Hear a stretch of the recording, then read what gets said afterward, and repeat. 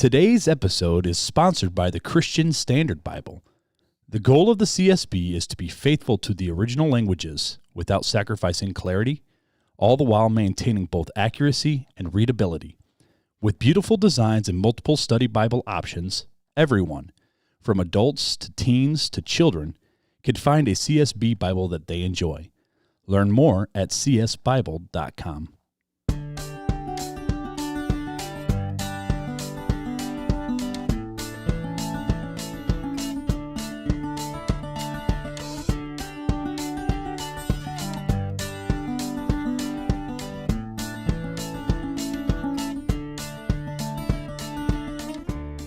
Welcome to Real Talk Christian Podcast, where we drink coffee and have real conversations on faith, culture, and society. This is Mark Hyde.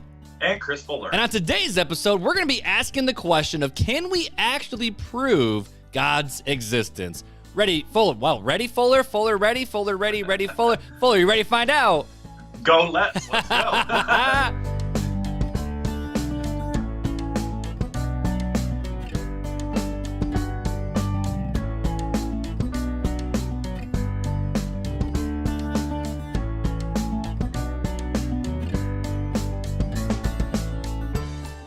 Go, let's.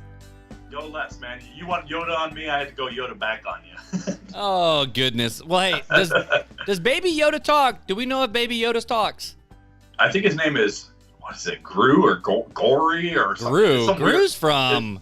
It's some weird name that he's got. Grugor or something like that. So he actually does have a name, though. He does have a name.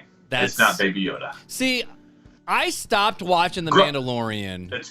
It's Grogu. That's what it is. Grogu. Okay. I stopped watching The Mandalorian after, like, I don't know, episode 4, 3, something like that. I don't know. Oh, man. I love that series. Like, I didn't get bored with it. It's more just the fact of it was hard to just keep up with it every single week, and then I just forgot about it. Yeah. Like, Loki, I did keep up with Loki. I kept up with Loki. Loki was good. But I enjoy Marvel more than Star Wars. I don't know who I like more. Well, let's talk about this. Are you... Okay, first off, I mean, obviously, if people can hear and we're watching on YouTube, we're remote again. We're remote for the third episode in a row. Yes. We'll get back to normal soon. Eventually. Eventually, hopefully soon. But are you a DC or a Marvel comic person? Or you don't really care? Ooh, see, that's hard for me. That's like asking if you like peanut butter on your toast or jelly on your toast. I like both. Say the answer is both. Yeah, that's what I like. I like both. I like DC and I like Marvel. There's aspects about DC I like and aspects about Marvel I like. With DC, I'm a huge Batman fan. Always have been. I've got videos of me at like 2.5 years old saying I'm Batman. But on the flip side, But you don't have a Batman shirt. I've never seen you rock an actual Batman shirt, though. Oh, I have. It's just not church appropriate. Oh, that's fair. So, and then, on the Marvel side, I'm an Avengers guy. I love Thor, Spider-Man, Iron Man, all them guys. Hawkeye. I've got so many comics from when I was a kid of Avengers. So. Oh, you were a comic book dude, too. Oh, yeah. Oh, see, I was not comic book at all. I enjoyed the Amazing Spider-Man TV show, but that was about it as a kid. That was a good show, though. I watched that one. But, okay, So from DC to Marvel, the answer is yes. But between like Marvel and Star Wars, is there like a big like separation there too? There's not a big. See, I like both of them too. So I just recently watched all the Marvel movies, right? Oh, did you really? I just went through a marathon a couple weeks back, and then now I'm currently watching all of the Clone Wars on Disney Plus because I've been stuck at home for 3 weeks. So that's the animated one. The animated series, the Clone Wars. Dude, my college students still love that show. Dude, it's a great show. So I've never seen an episode. I'm on season 5 or 6 of that now. I don't know, but it's great. So it's hard for me to choose because I like and enjoy both. See, I have a special place in my heart for Star Wars as a kid because my dad was a hardcore Star Wars fan. Like, when I was a kid, I had his blanket from when he was a kid when the OG Star Wars was first released. So I had, like, first edition blanket that was just awful. So I have a special place in my heart for it. But, dude, give me Thor any day of the week, bro. So I've never cosplayed I've never cosplayed Marvel, but I have cosplayed Star Wars. Janelle has a picture of me. Yes. Dressed up as Obi-Wan Kenobi. She handmade my costume for Obi-Wan Kenobi, and I wore it to go see The Force Awakens when it first came out. I'm texting Janelle right now. Yeah, it's a pretty legit picture. So she's probably got it on her Facebook somewhere. If she doesn't have it, I'll have her send it to me, and we can post it up on Real Talk Christian Facebook site. Just texted her, so hopefully we'll get it quick. Well, she's at the house working right now. Oh, is she? So are you over at your in-laws then? Yeah. I mean, that's where I have been for the past 3 weeks of my whatever's going on with me. But Taylor Axelberg's over there helping her out too. They're doing some work on the house. Oh, that's legit, dude. Yeah. So appreciate the Axelbergs. Definitely. Shanna's watching the kids, and Taylor's helping Janelle. That's what church groups are for, bro. You know, we talk about it all the time. Podcast ain't a small group. It ain't church. You can't have an actual relationship and community with the people, but that's legit though, dude. Axelbergs, yeah. I don't think they listen, but if you are, thank you. But if they did, thank you. Thank you. Well, dude, so do you have the would you rather questions ready to go? I do. Because if you don't, I got them ready to go too. Okay, well, why don't you read one and I'll read one? Okay, well, this is an easy one. Would you rather only use a Mac or only use a Windows? Mac. See, I'm a Mac person too. Oh, 56% of people say that. Okay, here's the last one. Now I'll let you do yours. You ready? All right. Go ahead. Would you rather be a zombie or be a vampire? Vampire. Really? Yeah, man, I don't want to eat people. I'd rather just drink their blood. Yo, but haven't you seen Disney Zombies? They make bracelets so you can like chill with people again. No. You got to watch some Disney Zombies, bro. But I'm a zombie guy. I'd rather be a zombie than a vampire. I don't want to be no glittering vampire for Mark. No. Okay, let's talk about it, right? Okay. So you would rather look like the Walking Dead rather than the Cullens from the Twilight series. That's mean. That's I mean, and vampires got powers, man. Zombies just walk and run and just eat people. That's okay. So if we were not comparing Disney zombies to, if I could be a Disney zombie, I would pick a Disney zombie because they're pretty good looking too. I mean, I'm just saying every vampire show I've ever watched growing up, the vampires have always been really powerful, can do really cool, like I think of Underworld and all these other That's true. movies. They've been really Blade, they've been really kick butt. But zombies, they're just like, like World War Z type stuff. World War Z, the best thing they can do is run fast. That's true. They can't even do that in Call of Duty. Can't even do that in Call of Duty. Yeah. So if it is stereotypical vampire to zombie, yeah, your boy will pick vampire too. Which I knew I could convert 81% of America says vampire as well. That's right. 81%. All right, dude, what questions you got? So would you rather be handcuffed to a stranger for a year or work your current job unpaid for a year? Handcuff me to a stranger, bro.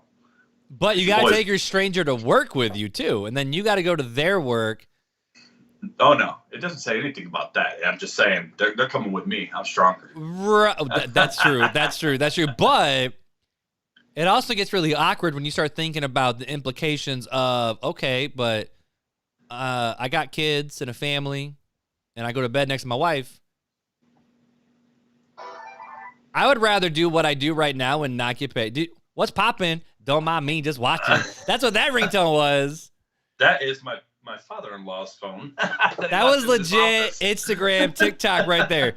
Don't mind me, just watching. That's what I heard. I pick do what I do right now without pay. I think I'd pick that rather than a stranger. Well, 53% of Americans say stranger for a year. 47% say unpaid for a year. There you go. And then would you rather, let me see here. Let's do a different one. Know everyone's name but not their personality, or know everyone's personality but not their name? Bro, I already know everyone's personality and not their name. That's my everyday. Be like, yeah, you, bro. What's your name again? I am amazing at what's up, bro? What's up, dude? Like, my man, how you doing? Like, I'm really good at faking it. Right. I don't need our relationship for the first year and a half. You didn't know my name. No, that's not true. That's not true.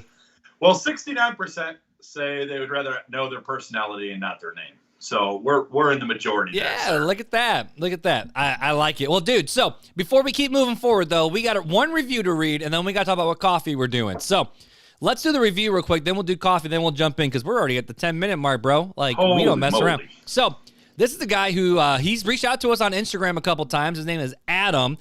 He left us review on Apple Podcasts, and it says, listen to these guys while I'm at work all day. Bro, you actually listen to us all day? I'm sorry, but... No, but great biblical truth and a lot of coffee talk. Even wrote, haha. Well, Adam, I appreciate it big time, bro. Yeah, me too, buddy. We do love to talk about coffee, too. And speaking of coffee, Mark, what are you drinking today? Dude, so I went to Chicory Cafe to pick something up anyway. So I'm like, I want another local roaster, you know? So I went to Chicory, found out that they don't roast their own beans. They have a company that does their micro roastering for them out of New Orleans. So this is like true Cajun coffee. So I'm drinking stuff from like our beloved Chicory Cafe, the Mexican roast. Mm-hmm. And you like Mexican? This is so good, bro. I think Beth and I pounded this bag in like a week and a half. Like wow. This crap is good. It is some good quality stuff. Now I will say it's a little bit okay. So it's pretty standard Mexican, you know, they got the medium body, big flavors. It's not as light as yours, and it kind of has more of that chocolatey, velvety aftertaste. Like, there's not a lot of grossness in the bottom of the cup, like Starbucks, but it's not as crisp as yours. So it's, right. So, I would say this is bolder than yours, but it's not as crisp as yours.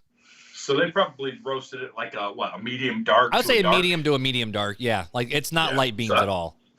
Yeah, that's where you get those chocolatey notes from. So yeah, but it's so fresh, dude. It is so fresh. Yeah. It is good. It's some good stuff. Yeah. What you got tonight, dude? I'm kind of jealous of what you're drinking because I am not drinking that. I am drinking Maxwell House. No, you're not. Caramel latte. No, you're not. Yes, I am. What? Why? Why? The little pour the powder in and mix it. No, because your boy had to already drinking 2 cups of coffee before the podcast, so I had to lay off a little bit. You know how hard it was to not drink coffee this morning? Like, I had to make it for Beth. Whoa, I just whacked my microphone. I had to make it for Beth before she went to school and smell it, but I made her an Americano. I didn't make her actual coffee. I'll have Americano next episode. But then I worked at the kitchen table for a couple hours before we caught up, and I'm just like, man, I just want to sip on some coffee while I'm working. But nope, gotta wait till Fuller. Yeah, so, I could not resist temptation. Well, we've got some of that Jeffrey's that you're making me crazy. I bought some more of that. So we were drinking that this morning. I was like, you can't pass that, dude. Next time we get together, we're going to try the LaCroix coffee. I got some chilling in the fridge waiting for us. All right. I'll try it for Beth. No, this is more for, I think, our listeners' pleasure, for us to be grossed out. Right, but I think Beth was the one that got it. Oh, she's the one who got it and said, like, yeah, have fun with this crap, guys. Yeah, so I'll do it for Beth. So, she asked me if I wanted it. I'm like, you just got to get it for RTC, dear. You just got to get it. I mean, that was kind of the thing with the coffee Coke thing with Janelle. So, you know, the wives find us weird stuff to try. We'll try it. We'll try it, but we're not probably going to enjoy it. Probably not. Well, you might. I mean, you never know, but... The Coke vanilla wasn't terrible. The Coke caramel was awful. They were both horrible. They both were bad. They were not in the good category. But you drank like almost both the whole cans. I don't know how you did it, man. It made me sick to my stomach. I needed something, bro. It was a long day. All right, I just needed something. Just give me caffeine, and I will trudge through it. But hey, bro, you're drinking Max. Life is too short, bro. Hey, listen, it's better than, no offense, to church coffee, because I tried to drink some of that this past Sunday. Oh, they're making it again? I took one sip and I go, can't do it. And I set it down. I'm like, I can't. See, I wasn't at church this past week because the kids were sick, but... Right. So they had church, they had coffee again? They had church coffee again. So that stuff, honestly, probably needs to be thrown away. It's old. It's old and stale. And you can taste it, too. It's old and stale. It's nasty. I might just need to text Stephanie and be like, girl, throw this crap away, because it's been sitting here since pre-COVID. Right. That coffee's been sitting there in a bag for a year and a half. Yeah, it's not good. It's not Let's just okay. put it that way. It's not okay. But either way, dude, let's jump in the conversation. You know, we joke all the time, though, that we want to be people's morning talk show hosts. We want to have that radio vibe. And I hope we're doing it. I hope we're doing it because we want to enjoy the conversation. We want to have fun because we're friends. We want you guys to be friends with us too, listeners. So, but today I think we're going to have a pretty interesting conversation because this is a conversation that, you know, the more you talk with people who, you know, watch YouTube videos, who watch shows like Unbelievable with Justin Briley over in the UK, the question of, okay, cool, you guys are Christians, you're following this Jesus guy, you got the Bible. Okay, but let's take a step back even farther and ask the question of, is God even real? Because at the end of the day, if God's not even real, then A, what the heck are we doing? Or B, here's another question I think would be cool to talk about in today's episode is the God that we're following even the right God? Because there's different gods. You know, there's I mean, some people will say the God of the Bible and the Muslim Allah are the same gods, but I don't think they're the same. So how do we know we're following the right one, you know? Right. And there's a lot of conversation around that. And there's some really good, you know, Bible studies out there and books to read out there. So here's what I'm thinking today, Fuller. I think we should just have the conversation of, why do you believe God's real? Talk to me. Why do I think God's real? Let's see what God says for himself through the scripture writers. And there's like 5 or 6 arguments that are historically known to just be like, hey, these are ways to just view that there's a creator God out there. So I'm just going to throw the ball back into your court, bro. So why do you believe that God is real? You know, part of it comes from some of these arguments that we're going to talk about today, like the, what is it called? The universal argument? Is that what it's called? The universal argument. Cosmological argument. I got you. Thank you. Which is, you know, how could the universe be here without a creative designer? You know, I'm kind of an old school creationist. You know, I say old school like 80s, 90s. Yeah, so not old earth, just old school. Old school. So, like, you know, my favorite thing to say is, if I gave you a bag full of watch parts and you shook it for 1,000,000 years, 200 million years, however long you want. Okay. At what point would that be a watch? When it's created and it functions and it works. Right, but if you're shaking the bag, is it going to just randomly put itself together and work? Probably not. I'll give you as much time as you want. No, probably more than likely it will turn to dust and break even worse. It wouldn't get better, it'd get worse. So how, you know, taking the Big Bang Theory, you know, evolution, and I know this is kind of an old school thing, but taking evolution in the Big Bang Theory, how can particles just come together and boom and poof and there's a Big Bang and things are formed? And better yet, the question for me would have been, well, where'd the particles come from to begin with? Right, and that's where it starts. So, like, if you handed me a bag of watch parts, who's even to say that these are watch parts? Like, right. It doesn't know it's watch parts. Where'd the parts come from? Right. You know, where'd the parts and the substance and the molecules come from to make the parts? I mean, and so to me, in my mind, it's all it's got to be an intelligent designer. Now, the big thing today is aliens. Yeah, there is an intelligent designer, but they're aliens. They're aliens. Which we talked about in a previous episode. Right. And so my argument there is, okay, but where did the aliens come from? Well, they've just always, well, it's like God. God's always been. So aliens, you know, things have always been. Okay, but now you're believing something, right? Now your faith. So really, we're not comparing evidence. We're comparing faith and philosophy. So, you know, I believe my philosophy and my faith is believing one way and yours believing, but it's faith. You can't say it's science. You can't say it's evidence because we're both believing something. And so my belief is that it's God. God is the creative designer. He's the one. He said it from the beginning. You know, he created the heavens and the earth. Genesis 1:1. And the funny thing is, and I saw you got it in your notes, but I'm going to leave it for you. But it's interesting why the Bible starts off that way. But I'm going to leave that for you to kind of dive into here in a little bit because they're your notes and you worked hard on them. Well, but, you know, I don't want to say I worked hard on them. We worked hard on them. Well... No, right, so is that the big one for you though? Is more of this cosmological of, in order for something to be, there must be a being bigger than the thing that is currently there? Yeah, yes. In order for there to be creation, there has to be a creator. Just like in order for there to be a painting, there has to be a painter. In order for there to be a house, there has to be a builder. You know, all these things that we have throughout our entire lives point to a creator. And if we continue to follow it, then I would follow it all the way back up to God being the creator of the beginning. Right. So, and I was doing some reading, not for this episode, this just randomly popped in my head, of the faith of Thomas Jefferson, because there's two different views. There's deism and then there's theism. And theism believes that there's something out there and it's a creator God. And I'm trying to remember the exact difference between, like, they both believe, theism believes that there's some sort of, you know, big being or all-powerful being or whatever word you want to put there. There's some great being out there that's created everything who's actively involved in the world around them. And then there's the other side, deism, where there's a great being out there who created everything, but then, you know, step back and away from the creation, just let it run its course. And okay, we set everything up, we created it. Cool, y'all good? All right, y'all good. Maybe I'm gonna come over here and build something else over here.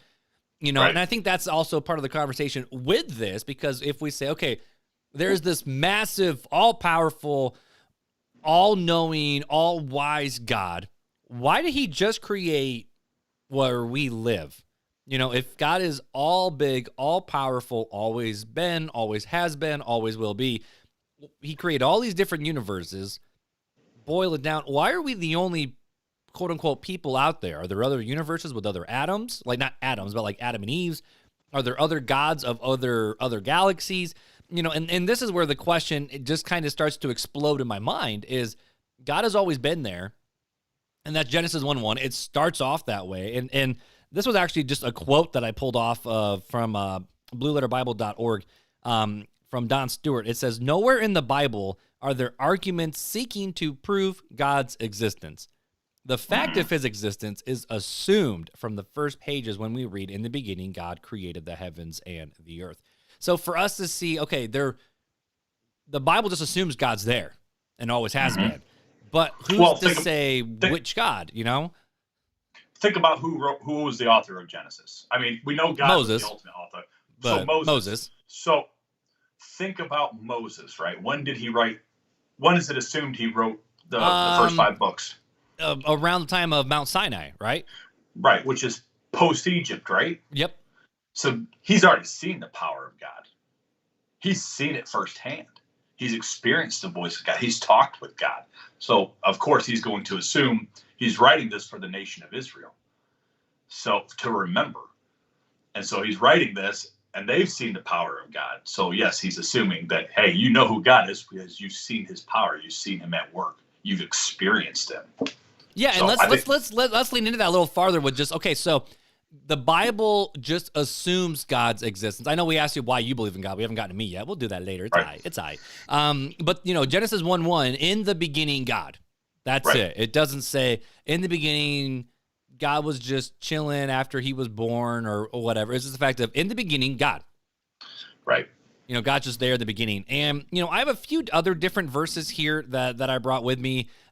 These are ones where if you have been involved in the Christian faith, or let's be honest, listen to RTC a lot, we've read these passages all the time. But the big one where it talks about, okay, so in the beginning, God created everything. Okay, so that means if there was a God who created everything, everything in creation would point back to the creator, in the same way of when I develop a website, that website points back to me as its creator.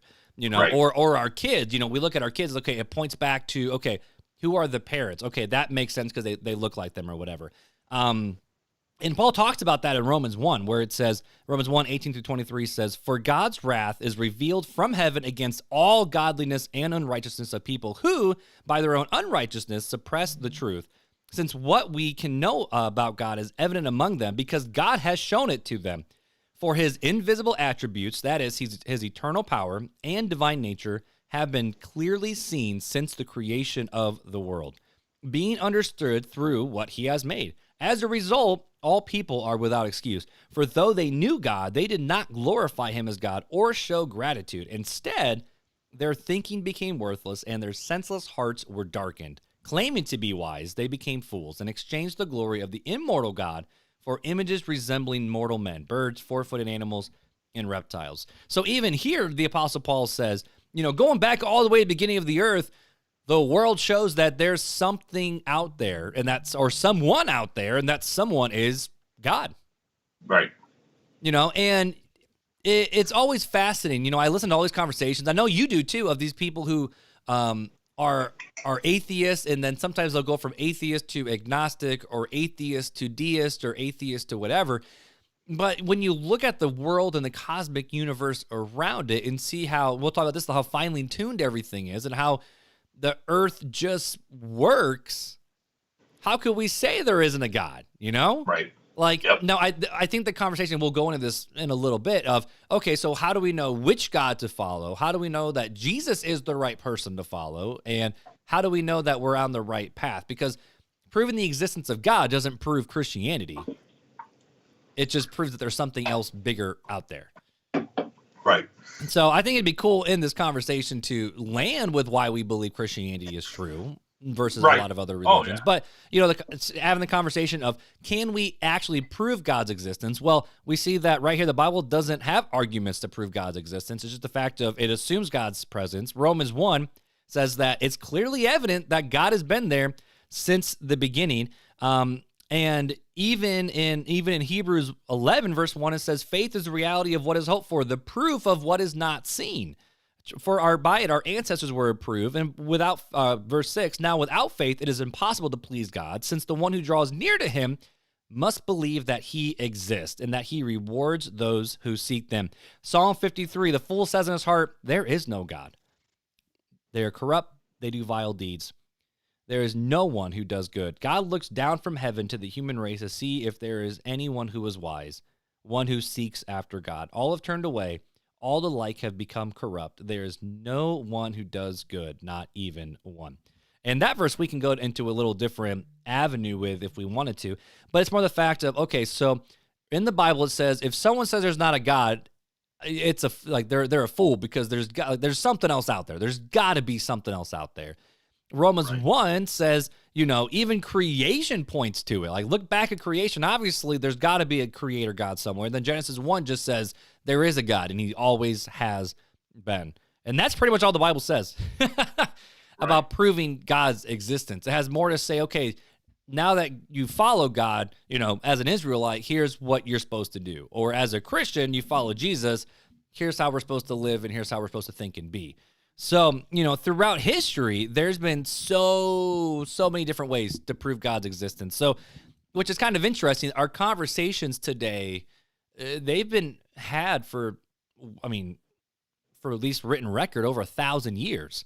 And we're still having these arguments today. You go all the way back to he's the Catholic saint, Thomas Aquinas. And he was around in AD 1225 to 1274. I'm just going to read this quote. It says, he is arguably the most important Catholic theologian in history. In his major work, Summa Theologica, widely considered as the highest achievement of the medieval systematic theology, Aquinas presented his 5 proofs of God's existence, known as the, Beth is going to kill me because it's Latin. It stands for 5 ways. VI? Maybe. Beth, can I have a translator? You speak Latin. Or will you teach it? So we will be presenting these arguments in more detail. I got this from a professor's paper. At the present, we will give a brief rundown of all 5 arguments, and the links to this are in the show notes. But it says Thomas's first way involves the evidence of motion. The fact to Thomas that everything moving needs a mover shows that God, the unmoved mover, exists. The second way involves the notion of efficient cause. For the series of cause and effects that we see in the world to make sense, it must have a beginning. God, the first cause, therefore, exists. The third way notes that everything, my font's a little small. The third way notes that every existing thing does not owe its existence to itself. However, if all things are contingent, there could not have been anything, as at one time all these things could be non-existent. In other words, to account for all these existences, There must be a necessary being God. Like, obviously you have kids. Your kids didn't show up out of nowhere. Right. Somebody had to make some babies. All right. Yep. And you and Janelle made some babies. So the fourth way shows that there exists. Janelle's going to kill me. The fourth way shows that there exists gradations in things. For example, more noble and less noble, more true or less true. The existence of such gradations implies the existence of an absolute being as a datum for all of these relative gradations. In other words, it's talking about where's the source of truth lie. Right. There's got to be a concrete source.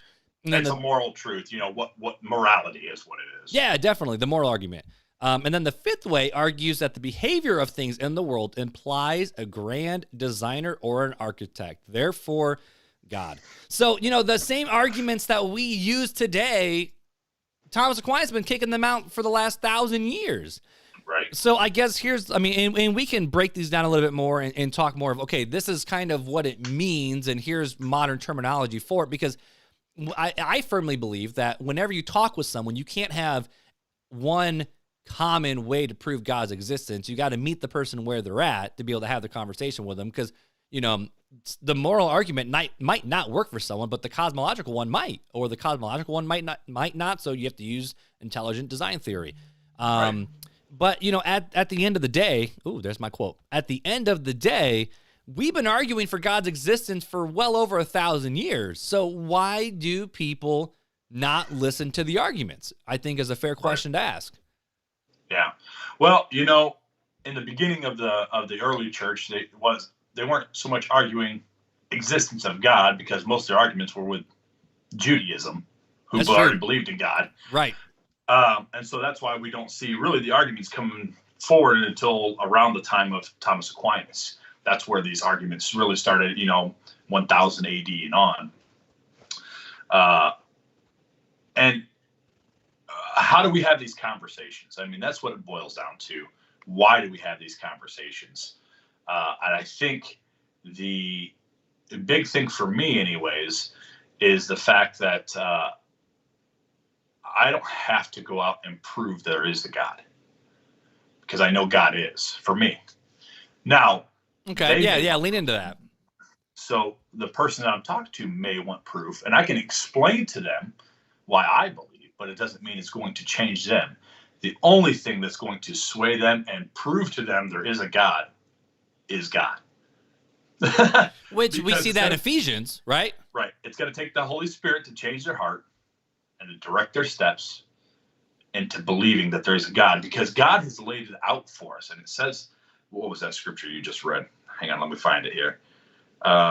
Hebrews 11. Hebrews 11 said it beautifully. The proof has been there since the beginning of creation. Hebrews 11, Romans 1. It's always been there. From the beginning of time, God has created things in such a manner that he shows himself and proves his existence. The big thing is the human race has always looked for a sign. We've always looked for a sign. You see that all through the beginning of the New Testament. Show us a sign, Jesus. Yeah, or look at the disciples. Yep. Just show us God, and we'll believe that you're the Messiah. Who was that said that? Was that Thomas? I think that was Thomas. I thought Doubting Thomas only got his name because of the upper room. Yeah, but I think there was Thomas. I think it was Thomas, or I forget who it was. Don't quote me on it. But we'll blame Peter. Peter's easy to blame. We'll just blame Peter. One of the disciples said that if you just show us merely the Father, show us the Father. Just show us the Father, and we'll know that you're the Son of God. And Jesus responds, "Have I not been with you all this time?" Like, hey, you want to see God? God is here with you. Like, I am the part of the Trinity. I am God. And we're always looking for this next sign. Well, if God only shows me this sign, then I'll believe. If God only shows me this sign, then I'll believe. But if we go back to Doubting Thomas, the upper room discourse, and we look at Christ says, "Here, put your hands in my hands and put your hand through my side." And he's like, "No, Lord, I believe." And Christ said, "Yeah, you believe because you have seen, but blessed are they who have not seen and yet still believe." And that's what it's about. God is going to influence those who are truly his elect into believing one way. It doesn't matter what we say. We could have the best logical argument for proving the existence of God, but unless God moves their heart, they'll still not believe. And it's funny because I was looking while you were talking, I was trying to find the Psalm. It's in the Psalms. I thought it was Psalm 19, but it's not. But there's a scripture that talks about the fear of the Lord is the beginning of knowledge and wisdom. And I think it might be Proverbs. Is it Proverbs? Maybe it's Proverbs 17. Maybe. Proverbs 9:10. The fear of the Lord is the beginning of wisdom. Yeah, but there's one that says the fear of the Lord is the beginning of knowledge and wisdom. And I can't remember what it is. I'll have to look for it. But to me, that speaks out that you can't have, if it's the beginning of knowledge and wisdom, you can't have knowledge and wisdom unless you have the fear of the Lord. So if they don't believe in God, it's foolishness. You know, whatever they believe is going to end up being foolishness because God is the creator of knowledge and wisdom. Psalm 53, 1-3, you have it in here. The fool says in their heart, there is no God. They are corrupt and they do vile deeds. So right there, that's another scripture that's good to look at and say, hey, if you don't know who God is, and if you say there is no God, you're a fool. You're a fool. Yeah, and it's Proverbs 1:7. The fear of the Lord is the beginning of knowledge, but fools despise wisdom and instruction. Okay, so there you go. So that's my take on it. And but this is where I think the struggle between Christians and unbelievers is that a lot of unbelievers and a lot of atheists and agnostics or those who are just against Christianity will say that Christianity is not a logical religion. Christianity is a emotional religion. Like, you can't argue it, you can't defend it. And that's why I think it's good to be prepared with these arguments, because the Bible says, be prepared to give it a defense for the hope that you have. So I think it's a solid thing. And you and I have talked about it. When we talk with other people too, it's the fact of, okay, so if there's, babies dying and, my parents got divorced or this thing happened, how can we say there's a good God? You go to Africa and there's starvation. How can we say there's a good God? And that's where our theology kicks in. We have to be able to give a defense for the hope that we have. And, there's so many people like, I read, Marty Sampson stuff going back to that. Anyone who's kind of walked away from the faith, they ask these questions of, why aren't Christians talking about this? And the answer is, Christians have been talking about it. Pick up a book. Right. But at the end of the day, can we prove to someone that God exists? I mean, I think we're both in agreement that no, you can't. Like, you can't sit there and beat into someone's head that God exists. I think part of the issue, though, is not so much of proving that God exists, but the fact of giving a logical answer. Say, look, there's got to be something. You got to admit there's something out there. But I think that flips to the equation of, okay, so why, and I mentioned this earlier, why don't people want to believe that there is a God? Because if they believe there is a God, then they are accountable to the creator, and they want to be the gods of their own life. Let's go. Thou preach. Let's go.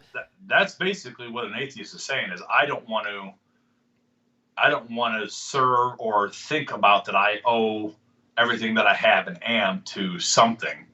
I would rather say, hey, I'm the God of my own life. I'm the one in control of my own life, and I make whatever I decide dictates the outcome of that. Mm-hmm. Rather than, no, there's somebody else that's more powerful than you that is dictating the outcomes of things based upon what they want. Go back to the perfect will of God. The Holy Spirit's leading and guiding and directing your steps. And there is a perfect will of God that is going to happen because God knows what's going to happen. So he's allowing things to happen and not allowing things to happen in accordance with his will. You know what I mean? And I think that scares people. Oh, it does. I think deep down, if everybody was completely honest and were to forget the lies that they've convinced themselves of, I think everybody would admit and know that there is a God. But they've fed themselves lies, and they've believed the lies and convinced themselves of lies. And so that's why they can say they don't believe there's a God. And they can say it with such conviction because that's what we tend to do when we lie to ourselves. Right, and believe our own lies. So I'm trying to find it. I flipped around and grabbed a book off my bookshelf.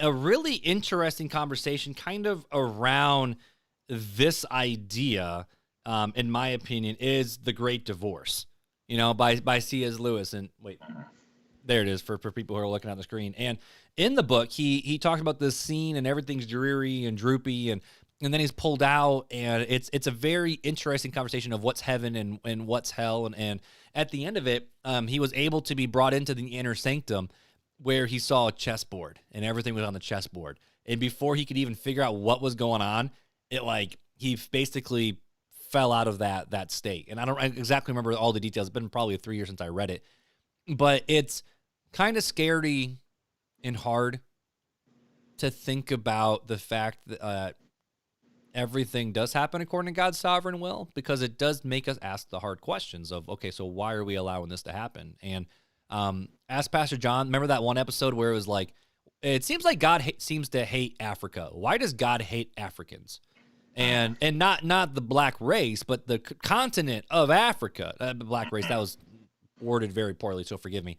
But like not African Americans and not Black Lives Matter. It's not part of that conversation, but like the continent of Africa, where it's super poor.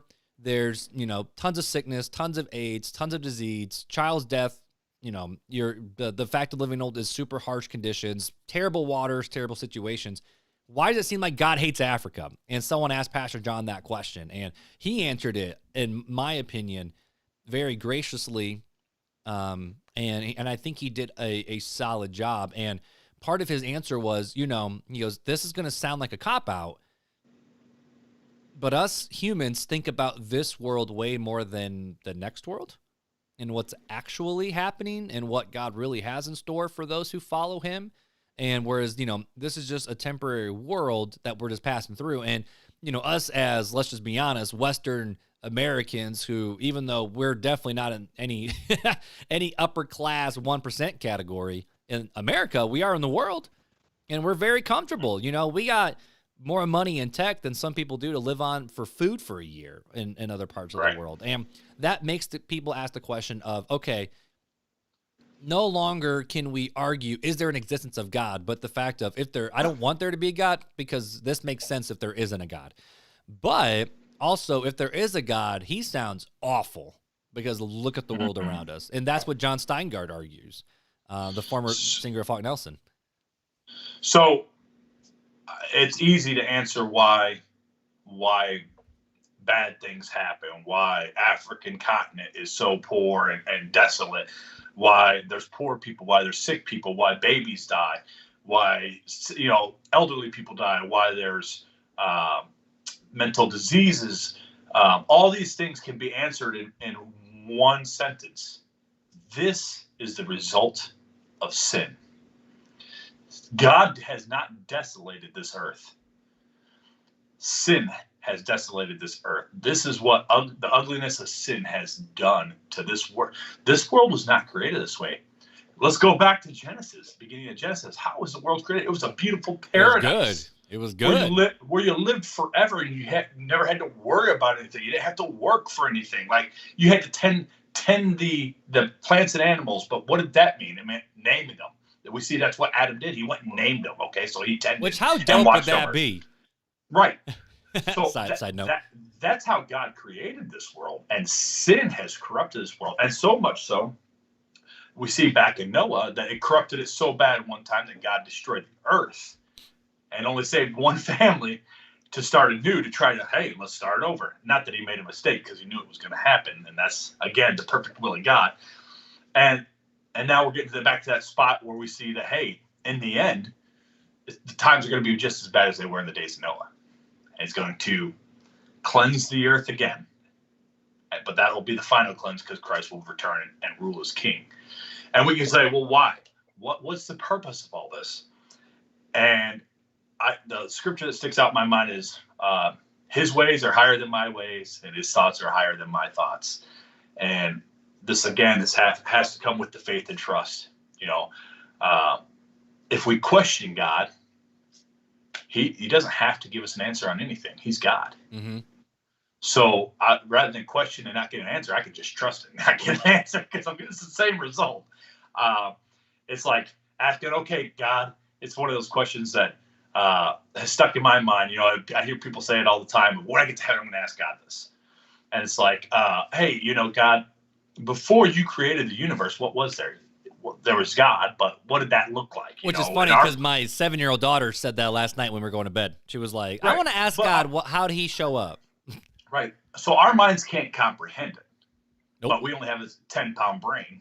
And as we've seen through even the past 2,000 years, how much we've, you know, come with technology and, you know, cleanliness and stuff like that from where we were 2,000 years ago as a human race, we're still learning. Mm-hmm. And to say we have all the knowledge that God has is foolishness, because we will never obtain that much knowledge. We just won't. And so we have to trust. It's trusting without seeing. We have to have that faith. But, you know, but Hebrews talks about the fact of faith is the evidence of things not seen. So it's not blind faith. We talked about that. No. It's seeing what God has already done, like, you know, what we read in Romans 1. Sure, but we're talking about two different things here. It's not evidence of faith of, is God there? It's evidence of faith of, does God knows what he's doing? Got you. I got you. Yep. We don't have to have that evidence.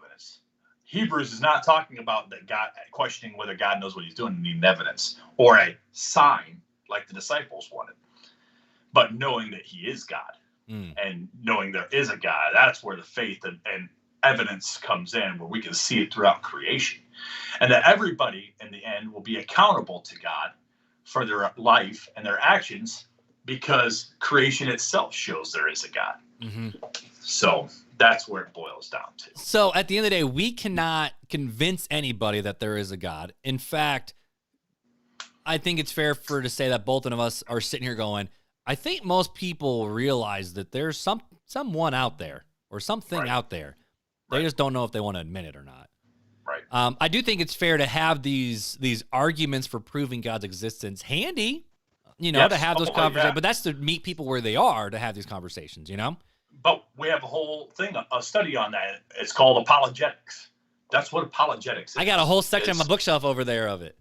Right. And so I don't want our listeners to think that we're saying, oh, you shouldn't have any type of arguments for God or existence of God or why you should serve God, because you definitely should.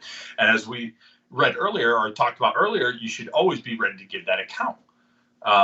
But I don't think you go giving that account expecting that you're going to prove to somebody. Right. You're not going to prove anything unless God wants it, but you should be ready to give that account in case God has prepared their heart. Yeah, definitely.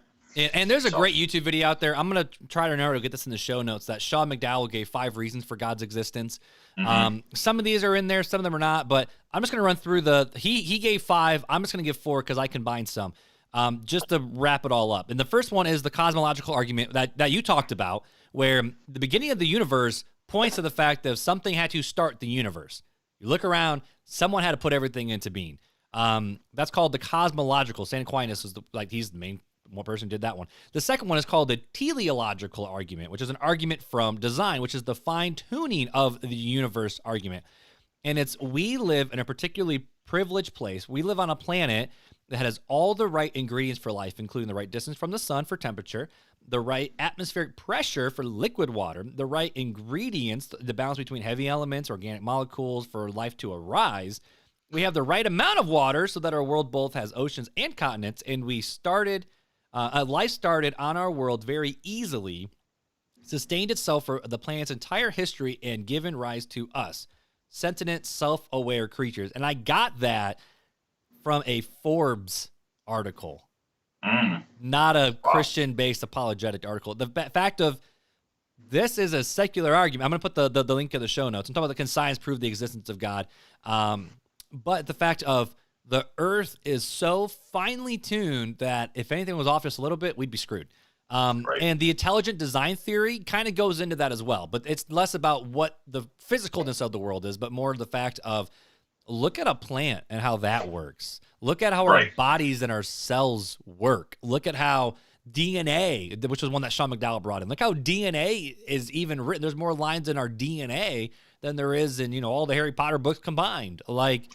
It's nuts. The fourth one, which has been my favorite one recently, is the moral argument of if there's a moral law that everyone understands, there has to be a moral lawgiver. How can we say that there is a morality for our society without there being some form of baseline where we get our morality even from? Right. And the fifth one, which I think is super cool that Sean McDowell points to, is the resurrection of Jesus proves that God existed. And this is where Andy Stanley's series of the Bible for Grown-Ups, one of my favorite series, I listened to it again just last week, where he says, if someone came to earth, said he was God, and then rose again from the dead, proving he's God, we probably should shut up, sit down, and listen a little bit to what he has to say. And right. if you started Jesus and it goes all the way back, it proves that God's there and God's real and that Christianity is the final thought. So, well, and we have secular historians that record that there was a Jesus. He did claim himself to be God, and that his followers, Tacitus, however you say his name. Yep. But he wrote that his followers claimed that he had risen from the dead, and he's a Roman historian. And he said, "Hey, this is what his followers are saying." And he was back during that time period. I mean, he was part of the siege on Jerusalem. So I think there's enough evidence just in that to know that Christ was real, and that at least Christ's followers from. I mean, we could look at Christian documents, but taking secular documents, they're saying, hey, they were saying this is exactly what they were saying. They were saying their master rose from the dead, and they were willing to die.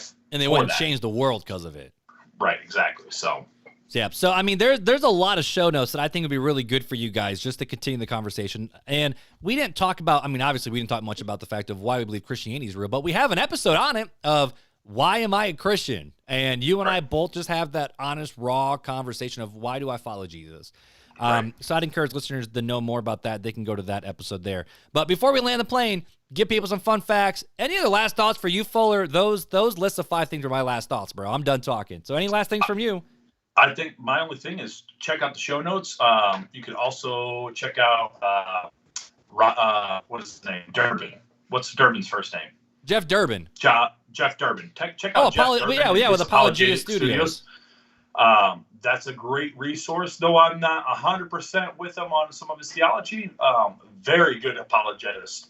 So he's a good one to look at. Ken Ham would be another one that I would consider, even though he's more creationist. He's still got some good apologetics in there. Sean McDowell, like Mark, you mentioned, and there's a few others that you guys can look out. And if you guys want more information and resources, reach out to us, and we'll get you more apologetic material. Who does the beat? Alan Parr? Yes, we've referenced him before. He's very good. Yeah, Alan Parr. I mean, yeah, check him out. The beat with Alan Parr. But the easiest way to find the show notes is if you're listening to the episode, you can get them right there. Or just go to realtalkchristianpodcast.com. Every single episode with their show notes is listed right there. We don't have transcripts. We ain't got money for that. Yeah, not yet. That'd be really, really dope to have an actual transcript. But easiest way is realtalkchristianpodcast.com. You can see it right there on the homepage. First 3 episodes. You can click which episode you want, or just click the listen tab, and it'll take you right to where you need to go. But yeah, anything else, Fuller? Or did I miss anything to put in the show notes? You think we good? I think we're good, man. Awesome, bro. You ready for some fun facts? Let's do it. Time for Fun Facts with Fuller.